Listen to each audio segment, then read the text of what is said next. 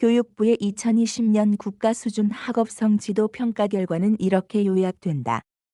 교육부는 이를 신종 코로나 바이러스 감염증 코로나19으로 비대면 수업이 확대된 데 따른 부작용으로 분석하고 14일부터 전면 등교를 점차 확대해 나갈 방침이다. 하지만 전문가들은 정확한 학력격 차 원인을 진단하고 추가 방역 대책을 마련한 뒤 등교 수업을 확대해야 한다고 조언했다. 2일 발표된 지난해 국가수준 학업성 지도평가 결과에 따르면 수업의 내용을 제대로 이해하지 못하는 기초학력 미달 1수준 학생 비율이 중2와 고2에서 모두 증가했고 보통학력 3수준 이상의 학생 비율은 감소했다. 기초학력 미달 학생 비율은 여학생에 비해 남학생의 국어, 영어, 수학 전 과목에서 더 높았다. 고2 국어가 남학생 10.8%, 여학생 2.6%로 성별 격차가 가장 컸다. 지역 규모별로는 특히 중3 수학의 기초학력 미달 학생이 읍면에서 18.5%로 대도시 11.2%보다 7.3%포인트나 벌어졌다. 전진섭 교육부 학생지원국장은 농어촌과 대도시 간 격차 양상은 2019년 평가와 유사한 경향이라면서도 중학교는 격차가 전년도보다 벌어져 심각하게 보고 있다고 말했다. 이와 관련 교육부는 내년 9월부터 맞춤형 학업성 지도 자율평가 지원 시스템을 구축하기로 했다. 현재 중3, 고1 가운데 3%를 대상으로만 학업성 지도 평가를 시행하지만 앞으로는 평가 참여를 희망하는 모든 학교, 급에서 원하는 평가 시기와 과목을 자율적으로 정해 학업성 지도 평가에 참여할 수 있도록 할 방침이다.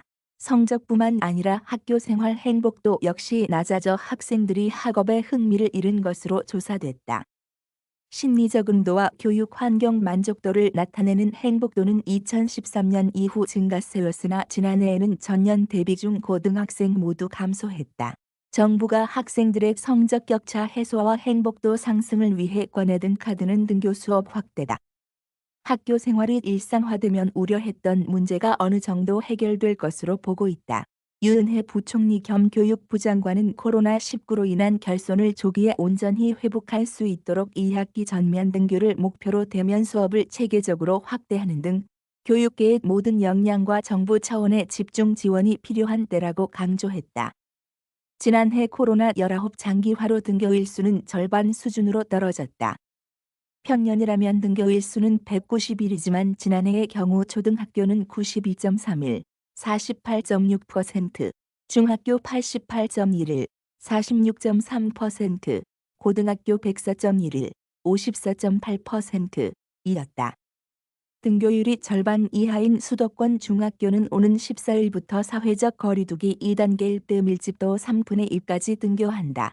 현재 3분의 1이지만 이를 상향 조정하는 방안을 방역당국과 협의 중이다.